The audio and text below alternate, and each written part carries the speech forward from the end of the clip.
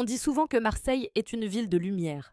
Mais la lumière peut aussi aveugler. Je m'appelle Ambre, j'ai 24 ans et pendant 3 ans, j'ai aimé un homme qui m'a caché l'inimaginable. Je l'ai rencontré un soir d'été, sur le Vieux-Port. Il s'appelait Hugo Grand, brun, les yeux d'un vert presque doré.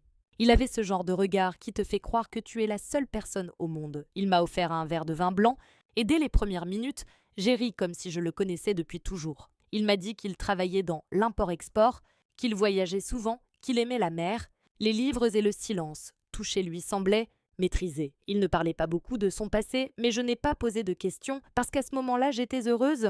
Et quand on est amoureuse, on ne cherche pas à creuser, on veut juste croire. Pendant des mois, Hugo a été parfait, attentif, calme, rassurant. Il préparait le café le matin avant de partir. Il laissait des mots doux sur le frigo. Ma lumière, sans toi, le jour est gris. J'étais persuadée d'avoir trouvé la stabilité que j'attendais depuis toujours. Mes amis disaient « Ambre, celui-là, garde-le ». Et moi je souriais. Mais déjà, il y avait des signes. De petits éclats dans le vernis, il détestait qu'on parle de sa famille. Une fois, j'ai voulu lui montrer une photo d'enfance. Il a changé de sujet. Il disait toujours « Ce qui compte, c'est maintenant ». Et j'ai pris cette phrase pour de la sagesse. En réalité, c'était une fuite. Les absences ont commencé. 3 jours sans nouvelles, puis il revenait avec un sourire, un cadeau, une excuse. Le réseau passait mal à Tanger. Un soir, il est rentré avec une entaille à la main. Il m'a dit qu'il s'était blessé au travail. Mais je savais mentir dans les yeux d'un menteur et pourtant, je n'ai rien dit. Il avait ce don, me faire douter de moi-même. Quand je posais une question, il riait doucement. « Tu deviens parano, ma belle », alors je me taisais, jusqu'à ce soir-là. C'était un jeudi de novembre. Il avait oublié son téléphone sur la table, l'écran s'est allumé.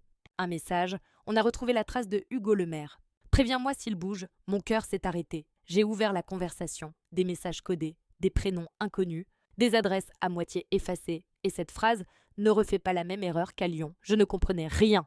Quand il est rentré, il a vu mon visage et j'ai vu le sien. Changé, froid, figé. Ce n'était plus mon Hugo, c'était un étranger. Il m'a forcé à m'asseoir. Il m'a regardé droit dans les yeux et m'a dit « Je m'appelle pas Hugo Le Maire. Et tu ne veux pas savoir qui je suis vraiment. J'ai eu peur. J'ai senti le danger, sans savoir d'où il venait. Puis, il a pris ses affaires et a disparu. 3 jours sans sommeil. 3 jours à fouiller, chercher, comprendre. Et puis, un soir, la police a frappé à ma porte. « Madame, vous connaissez un certain Hugo Le Maire ?» J'ai dit oui, ils ont échangé un regard. Il est recherché depuis 5 ans pour fraude, vol et usurpation d'identité.